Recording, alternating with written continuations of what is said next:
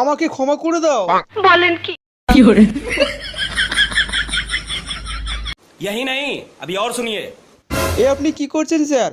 আপনার মেয়েকে বিড়ি খাওয়া শিখেছে ইনি, আর আপনি এর কাছে হাত জোড় করছেন? अच्छा। চুপ করবো না? তুমি জানো এ কে? नहीं। আমাদের দেশের 1 নম্বর বিড়িখোর। আরে আমার মেয়ে তো কপাল ভালো, এনার কাছে বিড়ি খাওয়া শিখেছে। এই উপকার আমি কি করে ভুলবো? আমার আর একটা মেয়ে আছে, তাকেও বিড়ি খাওয়া শিখিয়ে দেবে? কিছুতে বিড়ি খেতে চাই না। জবের থেকে কুরকুরের দোকানটা খুলেছে, আমাদের তো লেজটা বিক্রি হবাই বন্ধ হয়ে গেছে। ঠিক বলেছে। ওই শালা কুরকুরে বলাটাকে যদি একবার খাপে পায়, अच्छा।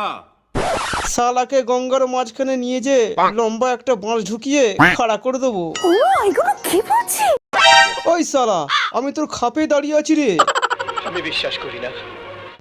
আমার এলাকায় লেন্স বিক্রি করতে গেলে তাহলে পারমিশনটা আমার থেকে নিতে হবে, বুঝলে শান্তির ছেলে? একজনকে কেলিয়ে উপরে পাঠিয়ে দিয়েছি আমি, আজকে তোকে কেলাবো। এইটাও সম্ভব?